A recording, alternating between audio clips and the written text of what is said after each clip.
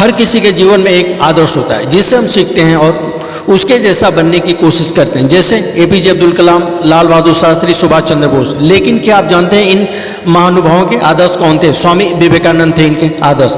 इन्हें छोड़ के इनके प्रसिद्ध शिष्य असलुंगा पेरुमल, जे Goodwin, Margaret E Nobel, madam Blavatsky और सरोजिनी नायडू थे। वे बुद्धि और मानवता के आदर्श अवतार थे। वह देश के युवाओं के लिए एक प्रेरणा रहे हैं और आने वाली कई पीढ़ियों तक ऐसे ही रहेंगे। एक छात्र के रूप में ये आपको प्रेरित करेंगे। यह लेख स्वामी जी के ज्ञान, व्यक्तित्व, चरित्र और उनके कुशाग्र बुद्धिमत्ता का परिचय कराने वाला है। युवा सदैव स्वामी जी को अपना प्रेरणा स्रोत मानते हैं। इस कहानी को व्यक्तिगत प्रेरणा लेते हुए अपने जीवन में हम बदलाव ला सकते हैं। स्वामी जी सदैव पावर हाउस के रूप में हमारे बीच विराजमान थे और आज भी हैं। पहला, शिक्षा से समाज सेवा।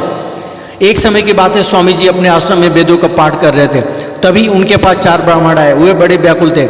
ऐसा प्रतीत हो रहा था वो किसी प्रश्न का हल ढूंढने के लिए परिश्रम कर रहे हैं। चारों ब्राह्मण ने स्वामी जी को प्रणाम किया और कहा, स्वामी जी, हम बड़ी दुविधा में हैं। आपसे अपने समस्या का हल जानना चाहते हैं। हमारी जिज्ञासाओं को शांत करें। स्वामी जी ने आश्वासन दिया और जानना चाहा, कैसी जिज्ञासा, कैसा प्रश्न है आपका? ब्राह्मण बोले, महात्मा, हम चारों ने वेद वेदांतों की शिक्षा ग्रहण की। हम सभी समाज में अलग अलग दिशाओं में घूमकर समाज को अपने ज्ञान से सुखी, संपन्न और समृद्ध देखना चाहते हैं। इसके लिए हमारा मार्गदर्शन करें। स्वामी जी के मुख पर हल्की सी मुस्कान आई। उन्होंने ब्राह्मण देवताओं से कहा, हे ब्राह्मण, आप सभी यह सब लक्ष्य प्राप्त कर सकते हैं। इसके लिए आप सबको मिलकर समाज में शिक्षा का प्रचार प्रसार करना होगा। ब्राह्मण देवता, शिक्षा से हमारा लक्ष्य कैसे प्राप्त हो सकता है? स्वामी जी, जिस प्रकार बगीचे में पौधों को लगाकर बाग को सुंदर बनाया जाता है, ठीक उसी प्रकार शिक्षा के द्वारा समाज का उत्थान संभव है। शिक्षा व्यक्ति में समझ पैदा करती है, उन्हें जीवन के लिए समृद्ध बनाती है। साधनों से संपन्न होने में शिक्षा मदद करती है। सभी अभाव को दूर करने का मार्ग शिक्षा दिखाती है। यह सभी प्राप्त होने पर व्यक्ति स्वयं समृद्ध हो जाता है। ब्राह्मण देवता को अब स्वामी जी का विचार बड़े ही अच्छे ढंग से समझ आ चुका था। अब उन्होंने मिलकर प्रण लिया कि वो अपने शिक्षा का प्रचार प्रसार समाज में करेंगे। यही उनकी समाज सेवा होगी। दूसरा, सन्यासी जीवन। स्वामी जी ने अल्प आयु में ही संन्यास धारण कर लिया था। उन्होंने गृहस्थी छोड़ करके नर सेवा से नारायण सेवा का संकल्प किया। समाज कल्याण और उनके उत्थान के लिए सदैव प्रयत्नशील रहते थे।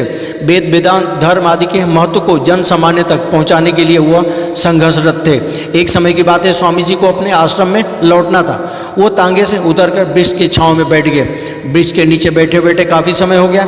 कुछ समय बाद वहाँ से सभी लोग भी चले गए। फिर भी स्वामी जी अकेले बैठे रहे। एक सज्जन स्वामी जी को काफ़ी देर से देख रहा था। उसके मन में जिज्ञासा हुई, चलकर हालचाल पूछा जाए। स्वामी जी के पास पहुंचकर शिष्टाचार से प्रणाम किया, उनका हालचाल जाना। स्वामी जी ने सज्जन को बताया कि उनके पास आगे जाने के लिए पैसे नहीं हैं, इसलिए वे यहाँ विश्राम करने के लिए रुक गए।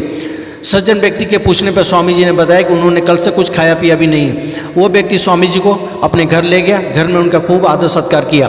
सज्जन व्यक्ति के पूछने पे उनके थैले में क्या है? स्वामी जी ने बताया, एक गीता की पुस्तक और एक बाइबल की पुस्तक। व्यक्ति को आश्चर्य हुआ, 2 धर्म की पुस्तकें एक थैले में एक साथ कैसे? स्वामी जी ने बताया, अपने धर्म में संप्रदाय, पंथ आदि का कोई भी दुराग्रह नहीं। हम किसी भी माध्यम से ईश्वर की प्राप्ति कर सकते हैं, चाहे वो मार्ग कोई भी हो सकता है। व्यक्ति ने प्रश्न किया, संन्यास जीवन में किसकी अधिक आवश्यकता होती है? इस पर स्वामी जी ने कहा, संन्यास जीवन में स्वयं की होती है, इसके अतिरिक्त किसी और की नहीं। जो सदाचार करता है उससे बढ़ के और कोई सन्यासी नहीं हो सकता।